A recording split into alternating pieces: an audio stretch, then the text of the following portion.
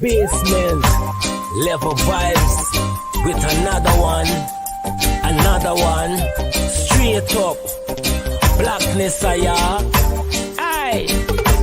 Who tell the truth? Mark Benskop, defend the ghetto youth. Mark Benskop, radio station is the fruit. Mark Benskop, straight up from the root. Mark Benskop, who tell the truth? Mark Benskop, defend the ghetto youth. Mark Benskop, radio station is the fruit. Mark Benskop, straight up from the root. Mark Benskop, I do it for the love, him not do it for no money. Straight up, him attack, educating everybody. Big up my friends and big up my family. Turn on the radio, catch the vibes, it's integrity. Straight up, Benskop stands for unity. One people, one nation, one destiny. Free up the truth in the air, even the blind can see. The deaf can hear, the dumb can talk, the cripple can walk. Boom. Who tell the truth? Mark Benskop, defend the ghetto youth. Mark Benskop, radio station is the fruit. Mark Benskop, straight up from the root. Mark Benskop, who tell the truth? Mark Benskop, defend the ghetto youth. Mark Benskop, radio station is the fruit. Mark Benskop, straight up from the root. Mark Benskop, we have to gather wrong, grab a seat and sit down, pay attention. Education, liberation, we have to stand strong. Benskop upon the radio, lively up the program. Everybody call somebody and let them turn and tune and pon the radio and catch the boom song. We boom it up already, we have to boom it up again. Expose and reveal him. Who tell the truth? Mark Benskop, defend the ghetto youth. Mark Benskop, radio station is the fruit. Mark Benskop, straight up from the root. Mark Benskop, who tell the truth? Mark Benskop, defend the ghetto youth. Mark Benskop, radio station is the fruit. Mark Benskop, straight up from the root. Mark Benskop, I do it for the love, him not do it for no money. Straight up, him attack, educating everybody. Yeah, my name is Jacinty Caldata Francis Vietnam, and since 1965 I become a voter, and I always place my ex next to the cop, and what they are doing today, I can't take it. So I have no more vote to give to PPP anymore. I'm not going to vote anymore no more. If they have to lose by one vote, they're losing it by data.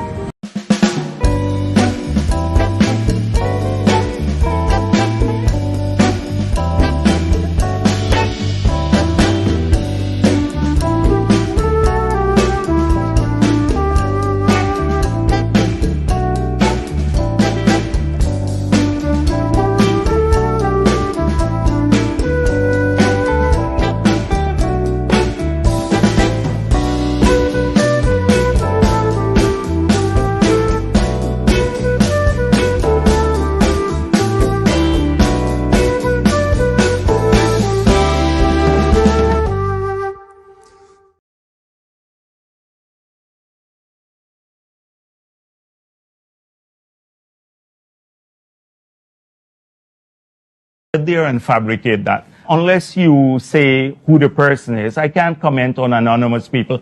Okay, well, let's talk about specific individuals. What is your relationship with Mr. Su Jurong? Su? Oh, Su? Of course he's gonna, oh, Sue. Of course he's gonna pretend as though, oh, Sue? I don't know who is Sue. He doesn't know anything about corruption. He doesn't know. He pretends as though he's so perfect, believing that we are going to accept that. You know, look, hear what's happening in this country right now, in Guyana, that is. No, it's not about dog food. It's not about dog meat. When Tom Anderson comes on in just a few minutes or so, I'm going to ask him about dog meat, whether he has visited Ohio, Columbus, wherever it is, and they eat dog meat there, right? Or cat. In Guyana, guess what they do? They eat rotten chicken. Yep. Not the entire country, but if you have a government agency that is smuggling, and the allegations that they are smuggling chicken I don't know how Tom pronounces chicken. He said chicken in Guyana. He probably say chicken or whatever. I'm not mocking Tom. Tom is a good friend of mine. You know, we all got that American twang too. But in Guyana, guess what they're doing? They're smuggling chicken. Chicken, that's a serious allegation. That look, here it is. The allegation is that the minister of agriculture is smuggling chicken or has knowledge of chicken and eggs being smuggled. And now it's just an allegation. The Minister of Agriculture has since denied it. You know, he said, no, this is not true. Ben Chop is lying. Ben Chop is an APNU AFC activist. So suddenly, I am an APNU AFC activist. Now, even if I am, nothing is wrong with that. Who is he an activist for? Corrupt people in Guyana? So even if they want to brand us as, oh, we're opposition activists, to hell with them. Who cares? At least we're not corrupt, right? This minister has to answer questions about the allegations of corruption and fraud in his ministry. That is what he has to focus on, the allegations. Oh, but they have since denied it, you know. But if you want to read more about the story, just go straight into the Village Voice. The Village Voice has it. Lots and lots of stories. This is what the Village Voice did. They have the story there. Nobody's backing down. They have to produce the evidence, or guess what? I will produce the evidence. I will find the evidence. I will show them what the evidence is. And so the minister cannot run around, beat around the bush, as they say in Guyana, beat around the bush, and the president, quote unquote, of Guyana cannot, well, then again, sometimes birds of a feather with allegations, mind you. Sometimes with all of these allegations, don't forget, 19 fraud charges, don't forget, 19 fraud charges. So we've got to understand. And not only that, the same Ministry of Agriculture, this is the Director General. How many of you guys know Mandanlal Ramraj? Mandanlal Ramraj was the Deputy General Manager. Oh yeah, the Deputy General Manager of the Guyana Rice Development Board, GRDB. And so they take him after 30-something charges of fraud and corruption at the GRDB, with a couple of them. And of course, you know, the court, they appeared in front of maybe a nice judge, maybe, and the judge says, dismissed after they claim that there's no evidence. But where this guy is right now as the Director General of the Ministry of Agriculture, he needs to answer whether he knows anything about the chicken fraud, the egg fraud at the Ministry of Agriculture, where he is the DG, the Director General, and the Guyana Marketing Corporation.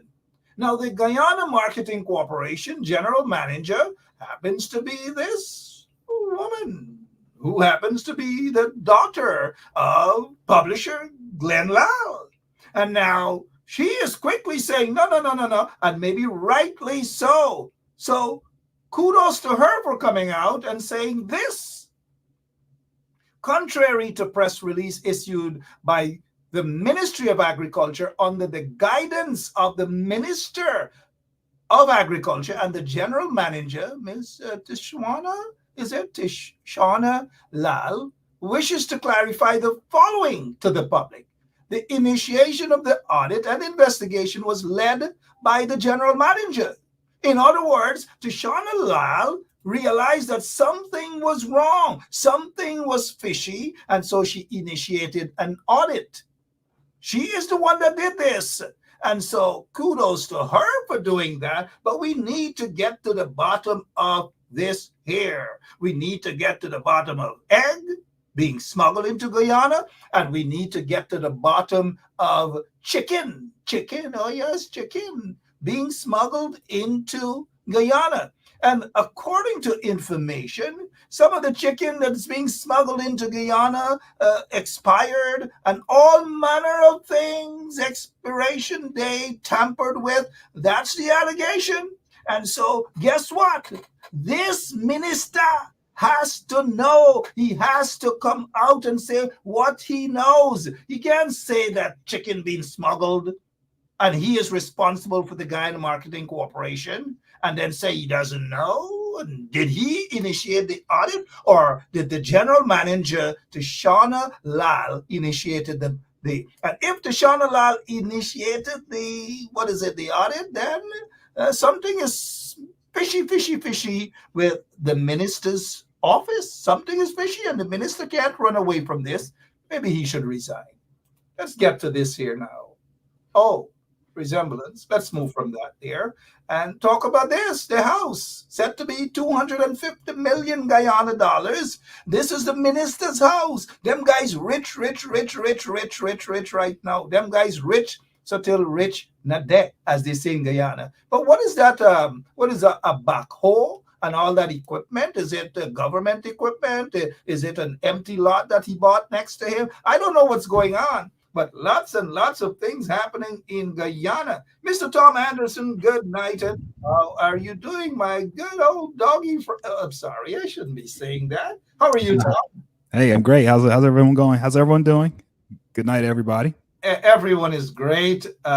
You're just coming off the heels of a debate between the next president of the United States of America, my opinion, mind you, Taylor, what is it? Taylor Swift. She feels the same way. Millions upon millions of Americans feel the same way too. Tom, let us get your take, sir, as we welcome you to tonight's program. Not your take on smuggled chicken in Guyana or smuggled egg and corruption upon corruption, but what is your take on the debate last night? Oh, man.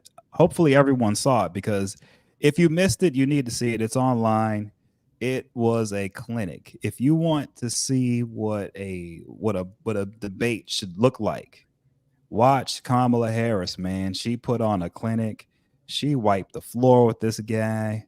I mean, it was embarrassing. I've never seen such a display in my life, right? And so I said this before, and I'll say it again.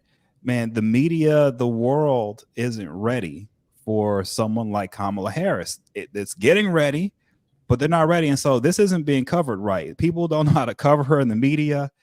Everyone's acting surprised. I'm not surprised. Like I said before, also, I'm calling her Kamala Ali, like Muhammad Ali. Float like a butterfly, sting like a bee. Look at her, man. Watching that debate, she was smiling. She was having a good time.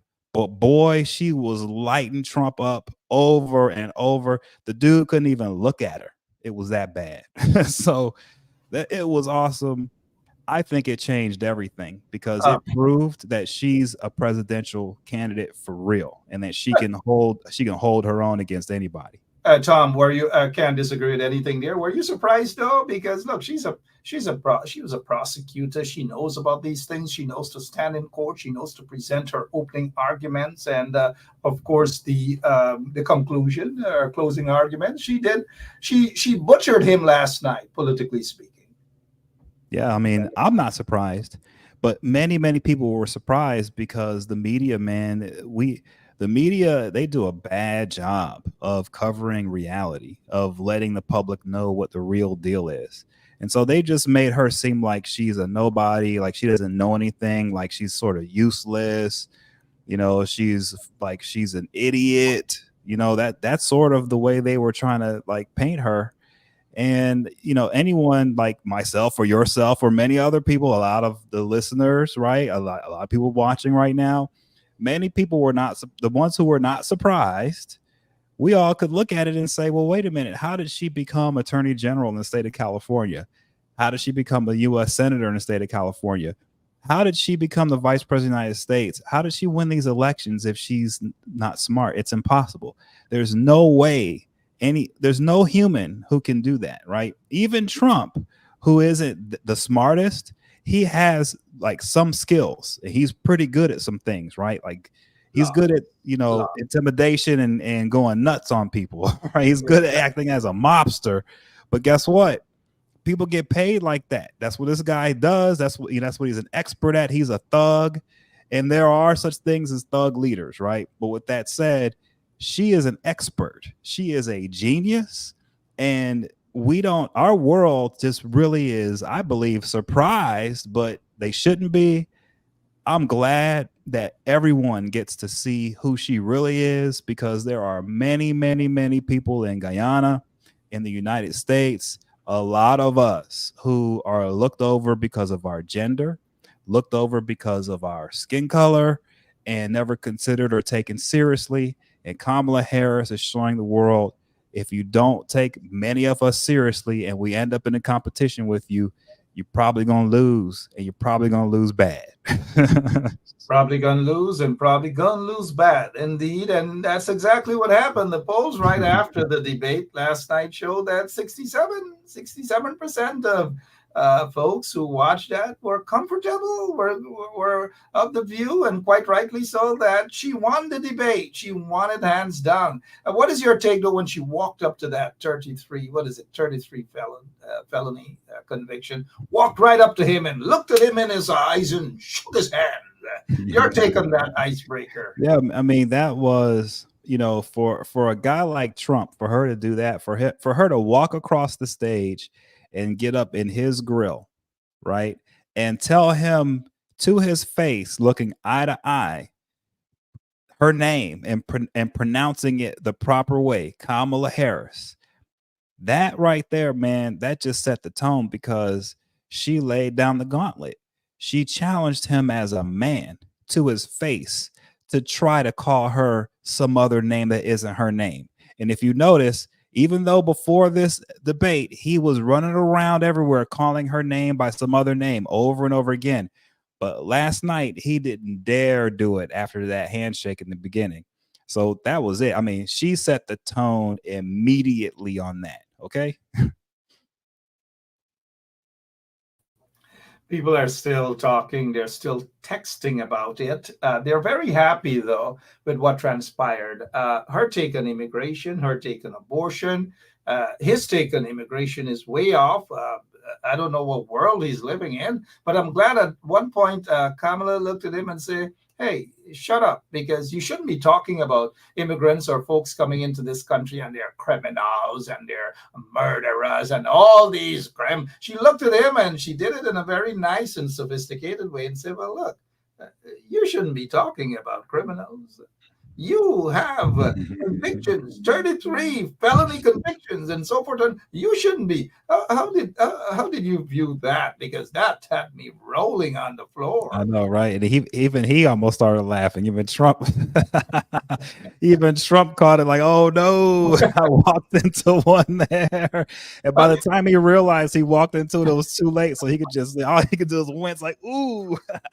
That was something else that was cleverly done by Kamala Harris. I had to chuckle. Even my daughter, who was watching the debate, she was like, oh, Dad, I just love Kamala Harris. I just love her. I don't want to listen to that. And the 6-year-old. But, Tom, I have been around on this earth for quite a long time, Tom. Quite a long, long time. But I've never seen or heard of an abortion at 9 months. Yeah. What's going on with this guy, Donald Trump? An abortion at 9 months? And unfortunately, they believe that that's a thing. Unfortunately, they really, in their hearts, they believe the reason why abortion exists is because most women who get abortions are getting them at 9 months. This is what they believe. All right. And so that should give you an idea of their mindset, how they view the world, and why no matter what anyone says, these guys stay locked on just ridiculous stuff. Like, they can't get away from ridiculous thinking because they're coming from a place that's really disturbing. Okay. Anybody who thinks that most women are getting abortions at 9 months because they're trying to, like, not take care of a baby, there's something wrong with you, man. Because there's no way, if you know anything about a human being, no woman's doing that. That's just not the case. So Maybe he ran into some women who did that for him. 9 months? Come on. oh no, I mean that's This just, I guy mean, is come on, nobody's doing ridiculous. that, and that's, but this is the thing. Their voters all believe it too, right? Oh, And so they have a really bad view of women, and ultimately I think they hate women, right? And I think what makes them hate women more than anything is the same thing that set Trump off.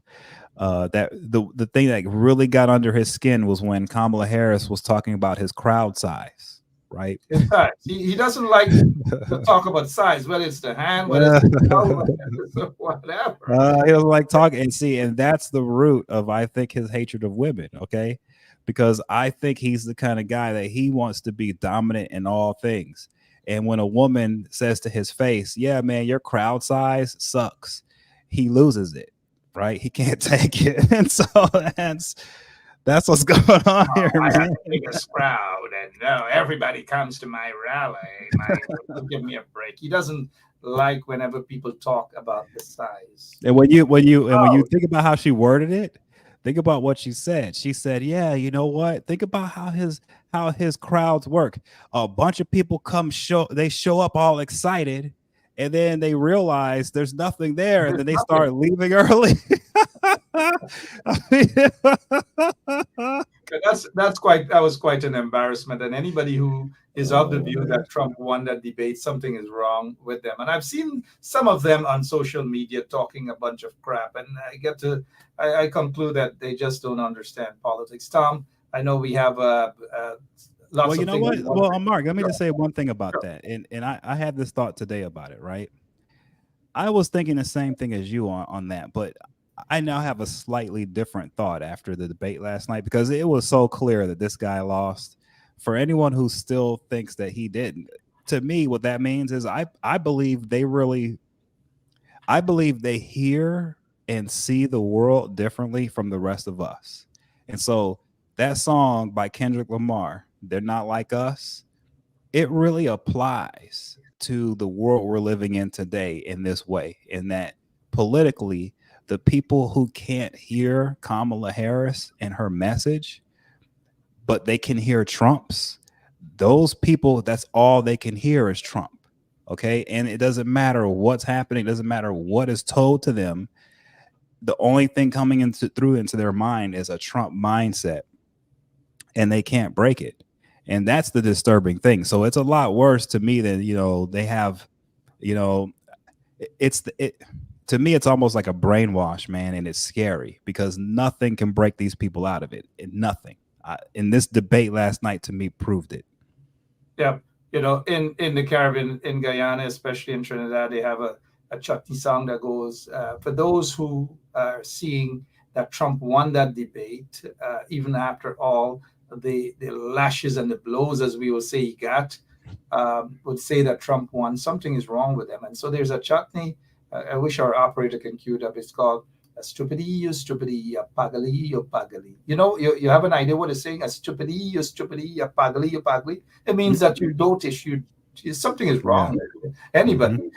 But let's touch on this here quickly, because I know folks out there might be a little bit hungry. Um, what's your take on Trump? And when I say Trump, you know which one is Trump. What's your take on him on this dog food crap? That's all I have to put it. Yeah, What's man. going on Okay, with that? so to give you an idea for everyone who isn't in the United States, I can give you this idea. So I can tell you how it goes here. That is an old trope about Haitian people going back to the 80s. So back in the 80s, when we had the Mariel boat lift, what was also happening back then was a lot of Haitians were coming as well into Miami. And because there was such a huge influx, what ended up happening is people started to basically get mad at the Haitians and start basically treating them poorly. And one of the main things that everyone would say is, "Oh, they eat cats. Oh, they'll eat your dog. You better watch your pets." This was a thing that people did back then to basically suppress their population and to make them feel like they're not wanted, to scare them and to chase them off. Okay. And so Trump being from Florida, right, having a place here in Florida, I'm not surprised that he's picked up on that trope, because that thing was around down here in Miami in the 80s. And it's nasty because let me just say, all right, I have seen people here in South Florida, because down here, man, we see everyone. I have seen people eat ducks. I have seen people eat raccoons. I've seen people eat possums. I've seen people eat alligator. I've seen people eat iguana. Okay. I've seen it all. With that said, nobody down here, and we have so many Haitian people here. We have so many people here from all over the world. We don't have a problem with our cat population disappearing. Like, we have too many cats down here. I wish people were eating the cats. They're not. Okay. They're all over the place. And so, no, that is not happening. I don't care what anyone says. I've lived around Haitian people. I've lived around people of the Caribbean my entire life. And never, ever, ever have any pets been disappearing, period, end of story. Even though I've seen people eating iguanas and everything else, pets are never eaten. So this thing that Trump is doing is pure racism. It's meant to chase the Haitian people out of Ohio. And the reason why it's meant to chase them out is because guess what? They actually work for real. They don't have any drug issues. They get up in the morning, they go to work, they live with their families, they take care of their families, they always get educated. Haitian people are always educated people. I have never met a Haitian family that doesn't push education. These are very intelligent. And so this is just a way for Trump and the Republicans to chase good people out of Ohio, and it's not right. It's just not right at all. In Guyana, I don't know of anybody who eats dog. At least I don't. I don't know anybody who eats cats. But I know people who eat iguana. The eggs, I'm told, way back in the days as a little boy, they give you a little taste, and that was it. But alligators and so forth, I don't know. I don't know about that. I've eaten alligator. It's great. It's just like chicken, man. It's exactly like chicken breast, chicken nuggets, like Chick-fil-A. We'll take a quick break on that note. We'll take a quick break on that note. And be right back. I can't take it no more. I can't take it no more. Can't take it no more. Imagine 18 hours of blackout, and you're telling people progress. Cost of living gone up 100%, yet you give public servant less. Mr. President, listen to the people. Search your soul and you will confess. I don't know what's happening, Tom, but talking about the dogs and all manner of things. And let me say hi to our Haitian listeners. Some of them are listening. They're in Seattle. Some are in Florida. Some are in Brooklyn. And say, "Sac passe, comment allez-vous?" They had a big truck and a large crowd on Labor Day. The Haitians always have it going on, and they're people, for the most part, they're together. They work hard. And come on, man, Trump is just an embarrassment. He's a disgrace. Quickly before we move to Guyana, how's the elections looking for Kamala especially and the Democrats? I mean, that was huge, the debate, because what it showed to the serious players in the world is that she's not going to ever be pushed around. And so if she becomes president of the United States, every other world leader and every other potential world leader knows that they're not going to bully her. They know they're not going to come into a meeting and outsmart her because she's going to be coming prepared. You just never, ever see in a presidential debate one candidate undress or dress down another the way she did Trump. Okay. And I'm telling you, it sent a huge message that, yes, she can occupy the Oval Office just fine as president, just better than just fine. And that's what she needed to do. And now that she's done that, it's all downhill from here for her. She is going to be with the wind at her back, right?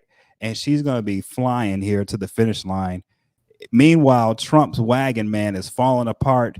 Can he even make it to the finish line? Who knows, right? But that's what it looks like politically. Now, here's the big question, and here's what's important here on our side, right? For Kamala Harris, and so everyone understands who's listening, The president in the United States, it seems like it's a powerful position, but it's actually one of the weaker positions when it comes to a leader in the world. Even though we're the most powerful country, the position itself is not a very strong position. Okay. And so, in order to have a really effective presidency, you have to be able to work with the houses of Congress, the House of Representatives, and the Senate. You have to be able to work with those two branches within the legislative branch because they are the ones who control the money. Okay. Especially the House of Representatives. It's called the power of the purse in our government. And so it behooves her to not just be able to win her race, but she's going to have what we call coattails. And she's going to have a Senate and a House of Representatives that's led by the Democrats for her to have a successful presidency. If she doesn't get the Democrats in charge of both the Senate and the House, she is going to have a very difficult time in her presidency, because I'm telling you, these Republicans, just because she's a woman of color, they will literally do nothing. They will try to destroy anything they can related to her. And if that means tearing down the whole country to do it, they will do it. So she really needs to make sure that she gets both the House of Representatives and the Senate. And that, to me, is the real challenge right now for her for the election day.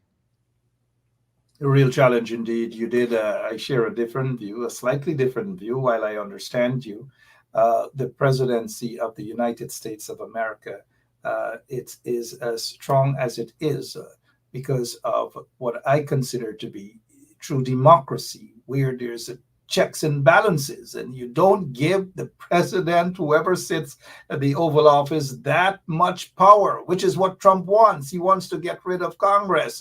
There will be no checks and balances. He wants America to be like North Korea. He wants America to be like Russia and so forth, where nobody keeps him in check. And so I'm glad that there's always the Congress, then you get the judicial branch, and then you get the executive branch. So they keep a check and keep an eye on each other, where there's no dictatorship. We're tired of dictatorship. It happens in Guyana. It happens right now. It's happening in Venezuela. But Trump wants it to happen right here in the United States of America. But no, Trump, no, it's not going to happen. Quickly, the Senate, a slight majority. They got the majority leader there, Chuck Schumer. A slim majority, but their Democrats are in control. The Republicans are in control of the House. What is your take on maintaining the control, the Democrats maintaining the control of the Senate and gaining control of the House? So the Senate's going to be tough because here's the issue with the Senate. So the Democrats are losing a Senate seat to retirement in Maryland, right? And on top of that, they've got a situation where, what state is it? There's a state where, West Virginia, where Manchin is retiring, and a Republican is definitely going to win West Virginia. So the Democrats are down. Like they're going to have a hard time. So that's why it's important that Kamala Harris ensures that there's a race, the Senate race in Maryland, a woman named Angela Alsobrooks. She's running against a guy named Larry Hogan. Kamala Harris is going to have to pay attention to that race, and she's going to have to take some visits to Maryland to make sure the Democrats keep that state, right? And it's not going to be easy because the Republican is a former two-time governor from the state. So that's one of the things they have to do. They're going to have to really put a lot into Pennsylvania. Looks like they're going to easily win Arizona, but it's going to be tough in the Senate. And also, they've got the issue up in New Jersey where they had maybe a shot to get the New Jersey seat, but it's going to look like it's going to go to the guy Kim. So the Senate's going to be tough. I think they can get it. The House, I believe they're going to get easily, believe it or not. And so people think that's going to be harder. No, I think the Democrats are going to get the House easily. I think it's going to be a shocker for a lot of people. But the Senate's going to be the harder one, and I think Maryland is going to be a major, major race for the Democrats. They're going to have to really pay attention to Maryland in order to pull this thing off, I think. And get the votes out, indeed. Larry Hogan, two-time governor, How would you rate his performance? Maybe you can just brief us on that or some other time, because they do have a strong governor there in Maryland that would be able to whip the voters out, whip the women voters, young voters, and all these things. Larry Hogan, yes, is governor, two-term governor. It's not a sure thing for him there as yet with the Senate. But I agree with you, it's going to be a very tight race there in Maryland. They can nip it, though, if the Democrats pull the young people out, pull the women voters out, and just get control of Maryland. New Jersey, as you've mentioned. But let us touch now on what is your take, sorry about that.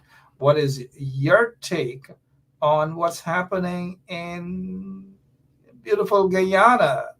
Lots and lots of corruption, Tom. Elections around the corner. Voters, allegations of bloated voters list, corruption every single day, whether it is chicken, whether it is eggs, not alligator yet, not dogs as yet, but lots and lots of corruption.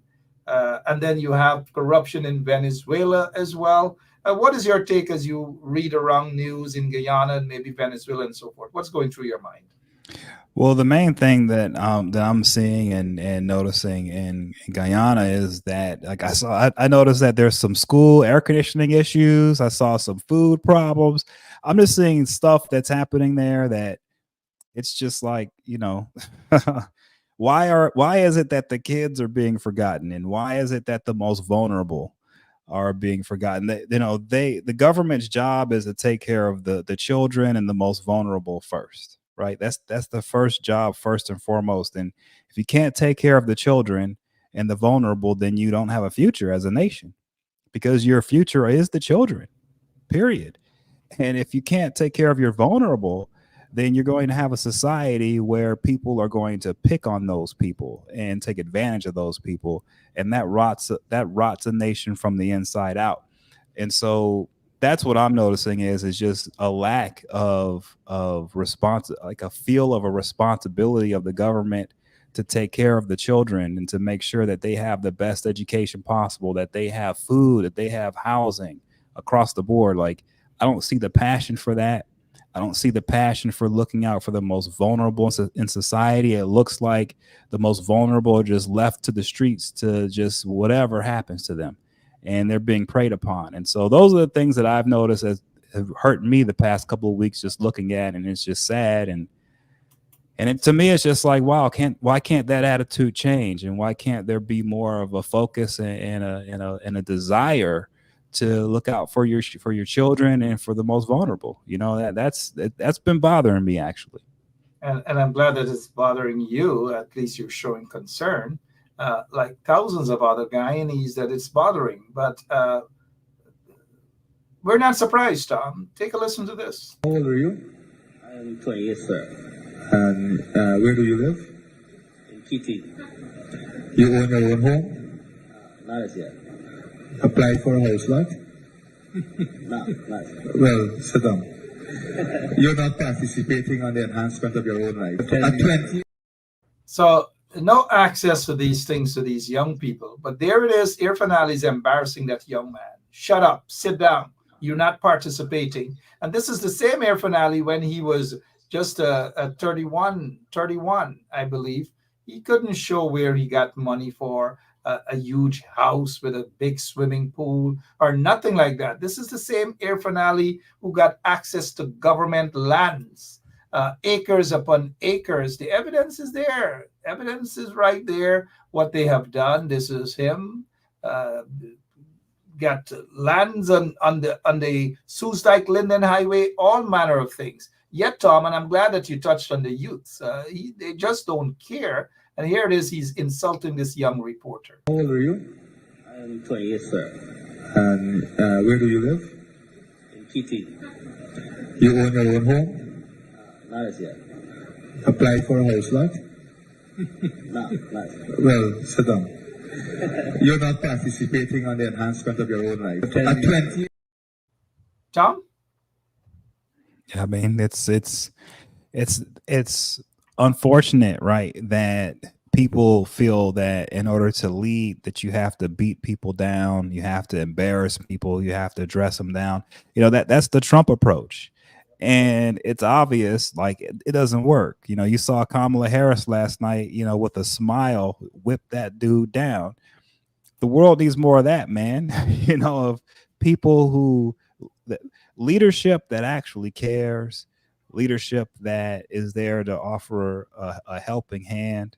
You don't have to be, if you're a leader, you don't have to always crush everyone around you to try to prove how strong you are. Okay, you hold office. It's time to be a little bit more generous. It's time to be a little bit more peaceful and kind.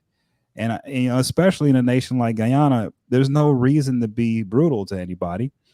I mean, I'm not saying it's an easy job. It's hard. It's a hard region to be in. But with that said, if your focus is taking care of the people and you're looking out for the young people, man, and you're there as a leader to help and to lead the next generation forward and to lead the nation forward, then there is no room for ridicule, public mocking of anyone like that. And there's no space for leadership to be taking on the attitude, especially to their own people, to be looking down on them or to be upset in any way. Because the reality is, no matter who you are in the nation of Guyana, whether you're a high level elected official or a wealthy person, or if you're a street vendor or someone who works a menial job, everyone there is in Guyana together with it, no matter what.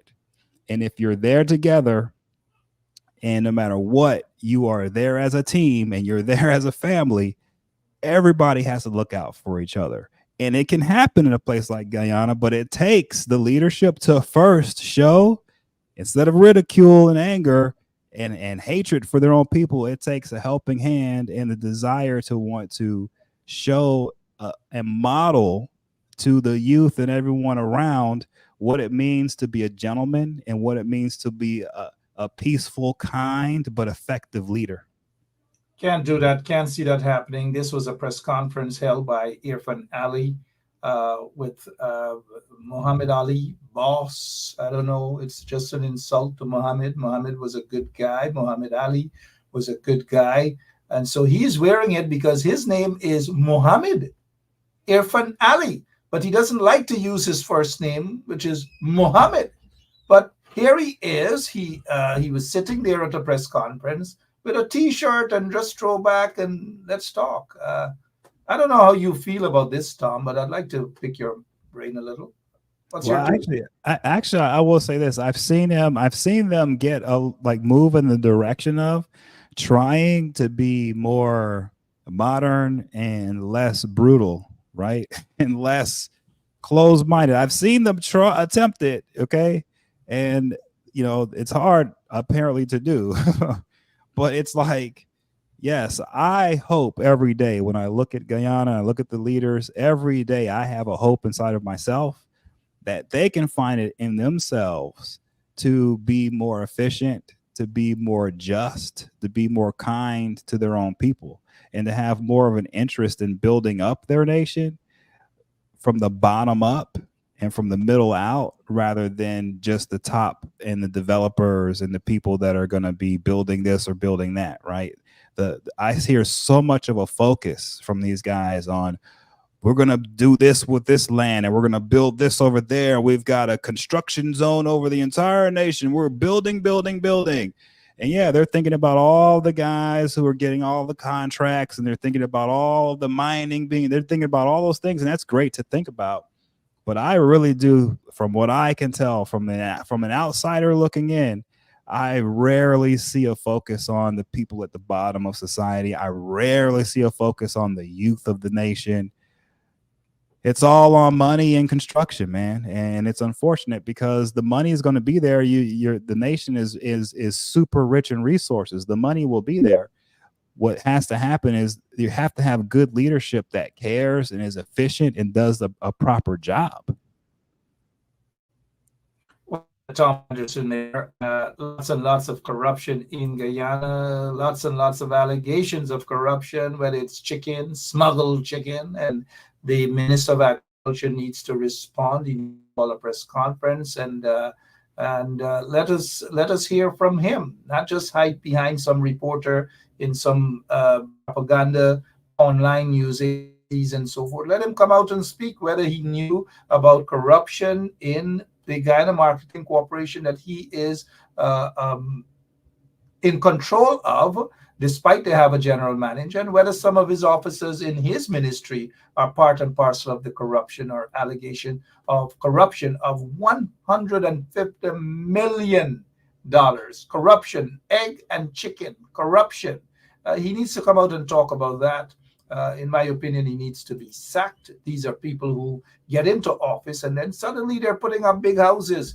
200, according to information, $250 million, maybe more, to build this, according to information.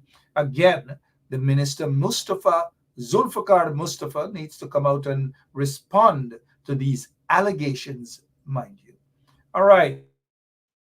And what else is it we can talk about? Let's head back to Irfan Ali. He says here, Tom, not the end. Irfan Ali vows to dismantle all drug operations. All. Tom? I mean, that's hey. I mean, that's a good goal to shoot for. You know, hey, it's good talk. Now, whether they actually follow it up, who knows? Because here's the thing. They don't have the ability to follow up on their own. Now, it can be followed up with our help in the United States, right? And we would probably have to do most of the heavy lifting on it.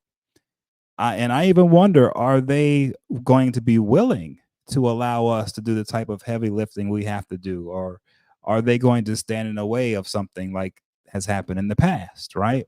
And so for him to say that publicly, it means to me that now he's put the government of Guyana on notice, to the world and to everyone else, that they are now in a position to be helpful to everyone else in the region and to the United States to get rid of the drug problem there. That's what he's saying. Now let's see if he gets it done. Right now, it's possible. Guyana can actually do really, really well for the region. Working with everybody in the region in the United States, we can do a good job in this sector. Okay, it can be done. Let's see if he does it, because it's going to take a teamwork thing. It's not going to be just him and the Guyana police force. It's going to have to take multiple jurisdictions from multiple nations all working together as a team to get it done. So let's see. All right, and I think Irfan Ali is on to something. Got to admit that he is on to something. And if he is serious about dismantling the drug trade and drug enterprise in Guyana, then that's it. It starts right there. Irfan Ali needs to look into the mirror. Dismantling starts right there.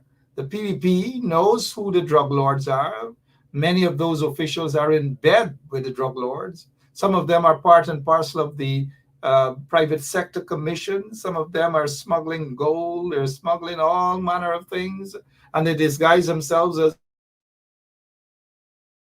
So Irfan Ali, who they are, some of them have been embracing them and the PPP. So he might be dismantling himself. It might be a good thing. So I hope it starts tomorrow and there's no more Irfan Ali, since he wants to dismantle the drug trade. And when I say no more, I mean in a sense of he's dismantling many people around him. And possibly if he looks into the mirror, who knows? Who knows? Tom. But wait, but let me tell you something.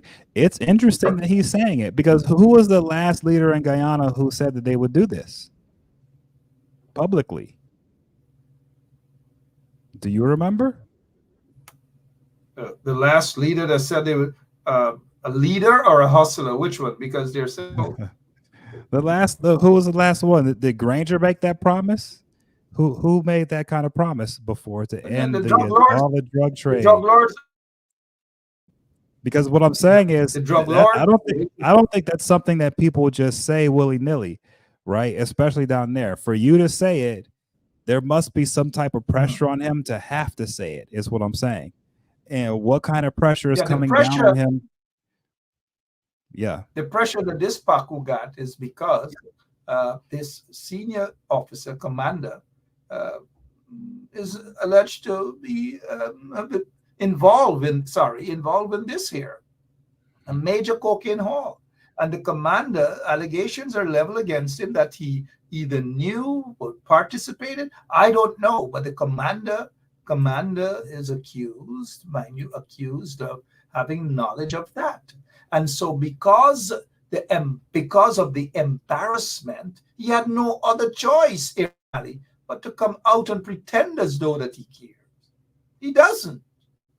The PPP is benefiting from drug lords. Senior members of the Guyana police force, they're benefiting from drug lords and gold smugglers and all these people. They're benefiting, most of them, not all. Now, I don't know if against this commander is true or not. I don't know. But there's serious allegations against this guy who is said to have had his U.S. visa revoked. However true that is, I don't know. He has to tell you guys in the public. But what is your take, though, Mr. Anderson, of this senior police officer being accused of having knowledge of that drug bust or that drugs?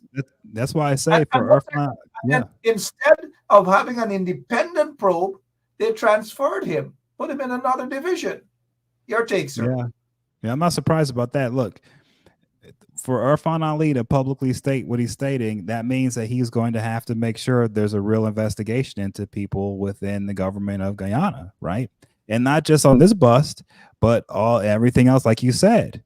For him to say what he said publicly means that there has to be real investigations now, right? He's putting his name on this, and he's telling the world this is his focus. He's going to be successful here. So now there's a measuring stick to measure him by. Okay, and this is a serious issue. So how is he going to handle these rumors of this person in the police force or the government being involved in that? How does he handle that? Right. So far, from how you're saying, Mark, it doesn't sound like he's handling it that well. Well, if he's serious about what he's saying, this kind of stuff has to be handled immediately and swiftly and through the arm of justice. Can it get done? It's one thing to say you want to do something. Can you actually get it done is the question, right? That's the question. Can you get it done? People are not confident that he can get it done. People are not confident that this acting commissioner of police can get it done. People are not confident that the so-called installed regime can get it done. Not with Mohammed Irfan Ali at all. People don't have any confidence in him. And while we're talking about that, the same Mohammed Irfan Ali is, according to information, is going to be in Brooklyn sometime by the end of this month. I hope you guys put on your protesting boots. And also prepare for another round of boycott. Some folks in Brooklyn, they're inviting him for tea early in the morning. We'll get to that and inform you guys later on. We'll let you know who those folks are and what business and so forth and so on. Lots of things happening in Guyana, outside of Guyana. The corruption is rampant. Hundreds of millions of dollars, US dollars wasted. But look, Tom Anderson, you spoke about the young people. That latrine, as they call it, a toilet, that is what young people have to use. Look at the water young people have to drink. Look, take a look. That's water, Tom, from the pipes in Guyana. $1 billion, they're saying that the economy is growing and everything is growing, but yet the people are punishing, and the corruption in the government, corruption by government officials, corruption by ministers of the government. They're building big fancy homes. They're living large lifestyles. Some of these people, when they got into office, they were wearing short jacks, some cheap short jacks from Main Street, New Amsterdam, or Robb Street, wherever they purchased it. Now they're wearing big, nice, fancy suits, Tom, Louis Vuitton, you name it. All these things, Tom, I don't know. People are punishing. You have identified that. And speaking of that, the corruption in Guyana, these men are wanted. According to the police, these men are wanted, Tom, for murder. And the guys, from what we're hearing, and I have a breaking news story for you guys. Not sure if I'm going to let it out tonight, but these guys are saying that it is not true, and they're pointing fingers at a senior policeman who they're claiming, and the senior policeman happens, allegations, it's Caesar. Caesar's name is being called. They're saying that they're being framed for a crime or the murders that they're not involved in. And that is what they are saying, Tom. But again, allegations, serious allegations are being leveled against a senior policeman. Are you surprised, though, that allegations that senior police officers are part and parcel of the underworld and they are framing people, according to some of these guys, mind you? Are you surprised that these wanted? I mean, that's happening here too. You know, we have a lot of that going on. There's so much of that going on, man. I mean, you just can't. It's unfortunate, and I've been a critic of law enforcement here because of this. It's unfortunate that we live in a world where we have law enforcement who's supposed to be here to help us and protect us, you know, a lot of times are abusing their power and there's no way to stop them. And so, no, I'm not surprised that law enforcement would trump up charges on people, like, especially in Guyana. I could imagine that happening. That's not a surprise. And so, yeah, that's one of the biggest problems that Guyana faces is, can the nation put together a justice system that's equitable and, you know, make sure that innocent people aren't going to jail, but at the same time goes after the corrupt and those who have broken the law and swiftly puts them away, right, and punishes them quickly? Can that be implemented? No one knows. And so when something like this happens, I can see how people can have questions because you just don't know what's going on there and who's doing what. Just don't know. These guys are saying that they're being framed. That's according to them, mind you. And so when they are calling around, they're calling press people around and all manner of things to say that they're being framed. Now, I don't know, Tom. I don't know whether they're being framed or not. I don't know whether the police, whether they have evidence against them or not. I just don't know. And so it is important, though, that we get to the matter as to what is happening in Guyana with these shootings, and especially serious allegations, Mr. Anderson, that puts senior police officers on the scene to say, well, look, senior policemen are actually involved in this allegation of framing individuals. Now, again, I just want to let you guys know that these guys are speaking out. They're talking their story. And they made contact to talk their story, and I want to play a little bit of that. According to them, they are being framed. Now, I don't know if they're being framed or not. If they wish to turn themselves in with the police, with their lawyer, I don't know. It's up to them to do that. But listen to part of this discussion with them. Their alleged involvement in the shooting incident out on somewhere on Durban Street that led to the death of two persons. We have two of the individuals here who are interested in clearing their names. Go right ahead. Who am I speaking with first? All right, just speaking with Kieran Hines. Hi, Kieran. What's going on, and what's happening with these allegations against you? Well, basically, these allegations I really don't know where it stems from, but basically is a attack on us, on our name, because there are some people in Guyana that trying to get rid of us, and they're using the police to get rid of us for reasons we really don't know, because they think we are threats to them, and they're using the Guyana police force with all the powers and tools so they could get rid of us. Because these allegations these people placing on us is very, very, very, very incorrect, because we were not nowhere part of Guyana when this incident took place, is number one. This incident stemming from dready killing since in January. These people place us on dready killing from since then, but they never bring it to the police so the police could have published it, because everything was in the underworld and what they call the underworld goings, you know. Dreddy coming dead, Dominic and Dreddy's cousins, these people is family. These guys never know that Dominic and Dreddy was cousins, you know. So when they kill Dreddy, they use a car exactly like what Dominic is driving Guyana. So the car that Dominic drives, they take a exact vehicle like Dominic to go and use it to do the murder for Dreddy. Then they place the blame on Dominic. Comes to find out they never know Dominic and Dreddy was family.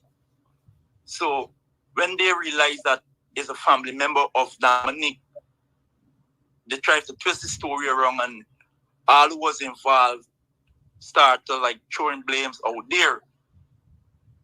Fast forward to Suriname. The guys them that die in Suriname, which is the guy from Cayenne, 1 foot, they try to blame that on us too because they're trying to say that Dominic and Dreddy is family.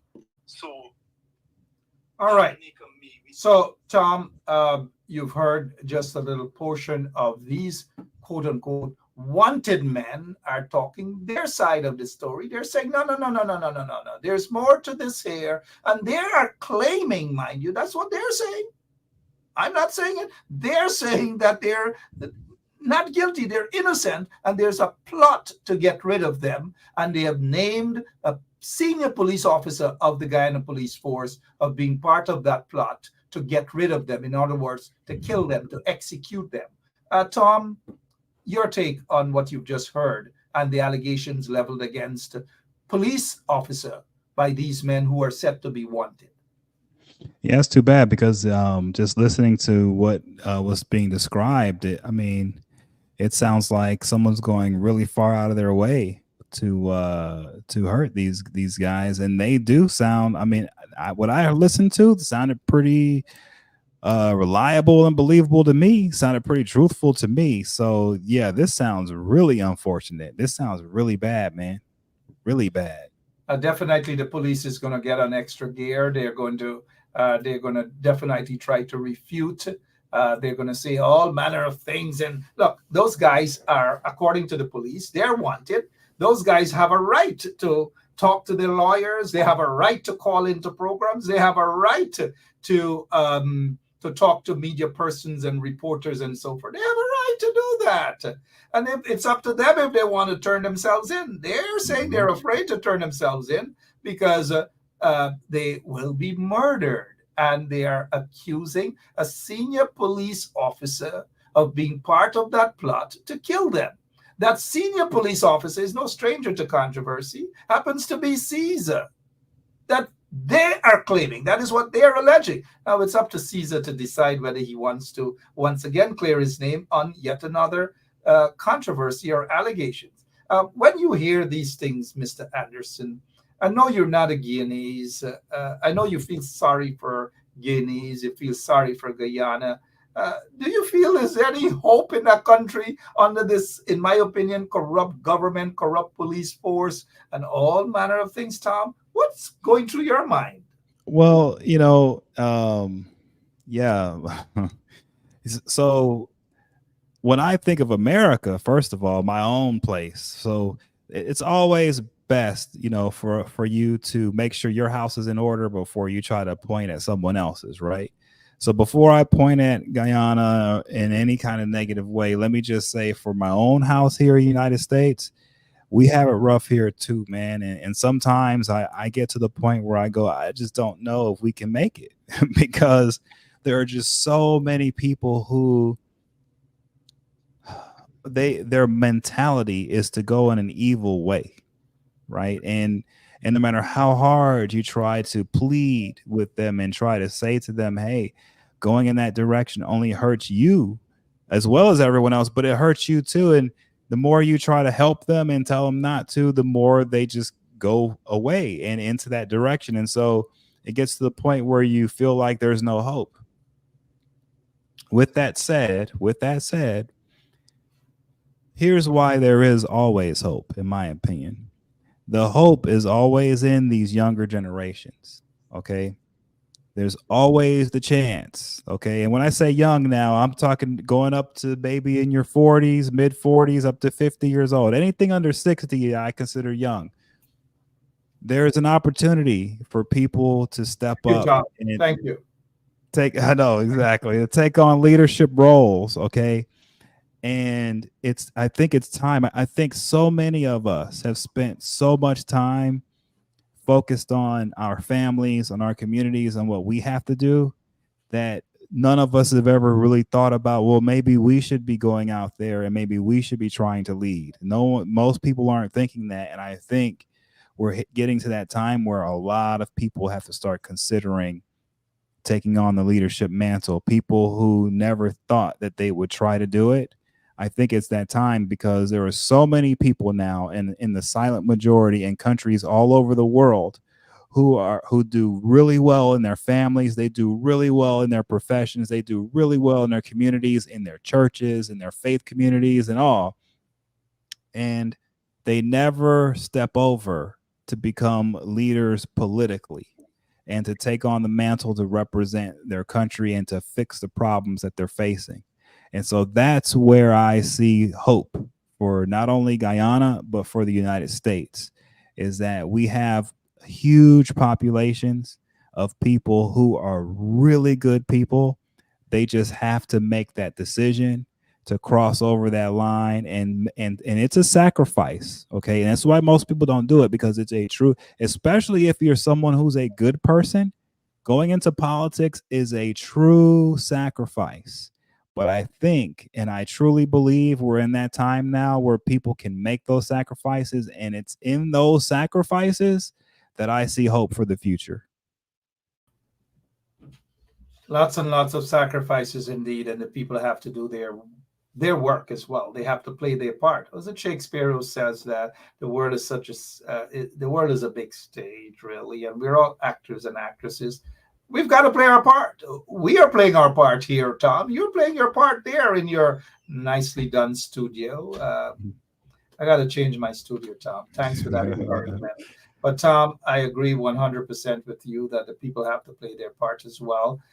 You cannot have a corrupt regime as it is right now in Guyana or wherever they have corrupt regimes for these dictators to just trample on the rights of people. It has got to stop. Tom, again, I want to thank you so much. Thank you for so much of what you did, what you do, what you continue to do, and the time that you spend on focusing on Guyana as well, and for caring and being as compassionate as you are for the folks in Guyana and folks around the world, indeed. Folks, you've got to check out Tom's podcast. I saw you did something on Kamala. You were all happy, looking like a superstar there. Let them know where they can find you too in your podcast. Yeah, man. LastGovernmentWatchdog.com. I'm on Facebook, on Twitter, LastGovWatch on Twitter. I'm also on TikTok, LastGovWatch on TikTok. So, yeah, I'm all over, man. YouTube. It's Thomas Anderson's political power portrait is on YouTube. So yeah, man, I'm all over the place.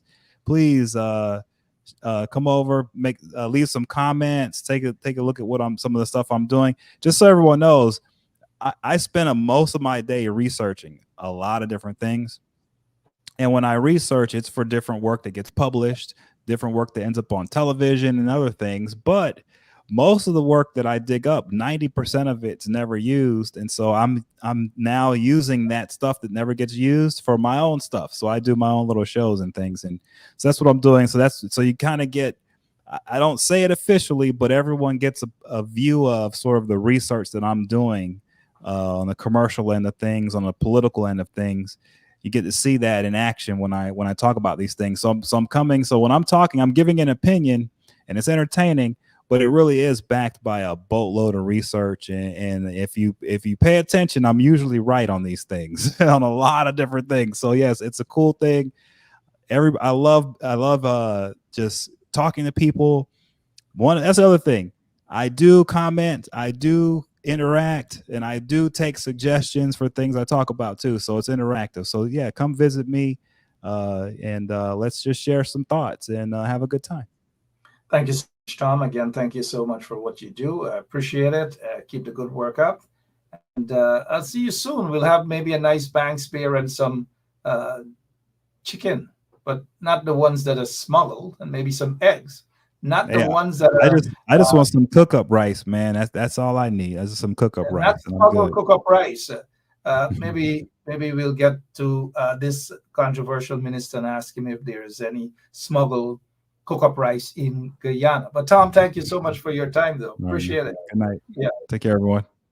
All right. And for all of you out there, I know it's September month. Some of you might be celebrating your birth anniversary. September month, right? It's a good month. It's a good month. Really good month. Happy birthday. Those who are celebrating their birthday today, who did yesterday, who did the day before, who did on the 8th as well. Forget about that. But those who sent out their birthday wishes to me, thank you all so much. It was a great day. We had lots and lots of fun. Lots of gifts too I got, right? Yeah, lots of gifts, lots of foods, you name it. The kids were happy to count my age, and they but thank you guys so much. I appreciate it. And yesterday, my mom celebrated her birth anniversary as well. So I was born 2 days before my mom. So if she's watching, happy birthday. And Miss Ruth, you guys had fun yesterday as well, too, right? All right, all of you. Desiree Simons, good night. And then there's another Desiree is saying, Emmanuel, her birthday is Saturday coming. Yeah. Lots of Virgos, good people. Really, really good people. We don't smuggle chickens. We don't smuggle eggs. We don't smuggle things at all. And speaking of smuggling chicken and egg, the Minister of Agriculture needs to respond to allegations that he is aware of chicken and eggs being smuggled by some staff members of the Ministry of Agriculture and by some folks at the Guyana Marketing Corporation that he is a part of. And his Director General, Mandanlal Ramraj, is no stranger to controversy. He was charged under the coalition for fraud at the Guyana Rice Development Board. He was the Deputy General Manager, I believe, and he was charged. And so he's now over at the Ministry of Agriculture. I'm not saying that he's linked to any corruption here at the moment, but he needs to respond whether he's aware of corruption, whether it was ever brought to his attention, and whether there is an audit that they're going to publish, or whether there should be an independent investigation. All these things we want to know. You don't want to know where this guy, Zulfikar Mustafa, the agriculture minister, got, according to information, $250 million to build this house. And there's a backhoe there that is it government equipment? We don't know. We're not saying that he should respond to these things. And look, he got guard hut and all manner of things. It looks as though he's buying out lands upon lands. Now, we don't want to know all of these things. Now, he's a minister. His salary is about $1.2 million per month. And these guys are filthy rich now. I'm sure he's going to say, we work hard, we took a loan from the bank, all manner of things, right? Allegations. He needs to come forward and respond to those allegations, mind you. And I keep repeating allegations. And look, and since the heat is turning up on them, this Asif Mohammed is saying, oh, Mark Benchop, you should be really happy to live in America because the VP Jagdir free you from treason. This Dunstug. And look, he called me. He tried calling me. Why? These guys are a bunch of madmen. What's wrong with these Pakus? What's wrong with these Pakus? Calling me? What are you calling me for? Go out to the cathedral and call those folks at the cathedral. Go around to the cathedral and say, Akeem. Go around to the cathedral and say, what's the names there? Go around to the cathedral. What are you calling me for? You know, these vagabonds are so brave. You calling me? I don't know who you are. Why are you calling me? Do you know that's a form of a threat and an invasion of someone's privacy? I don't know who you are.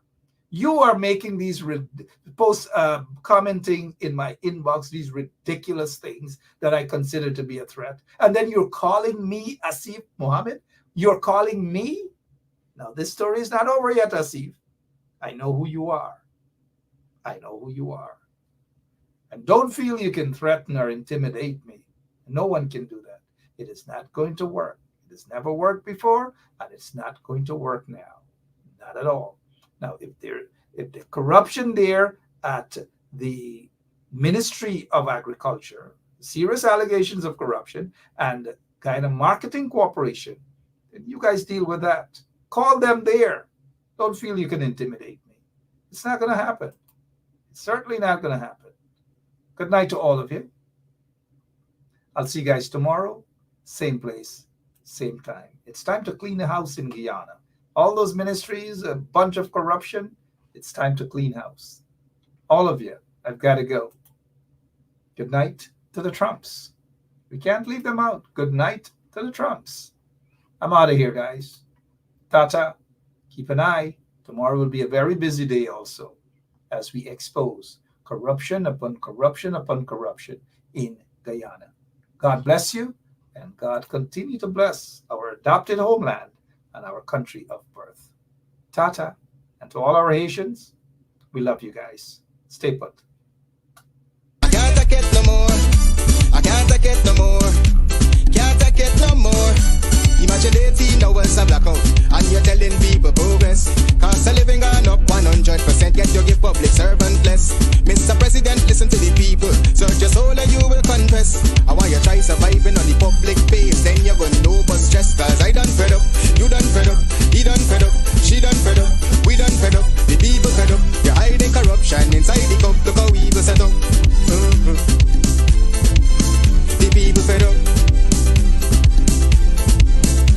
They don't drive no fair with the citizen. They may want the people speak out. Freedom of speech done gone inside the gutter. Knock off when you open your mouth.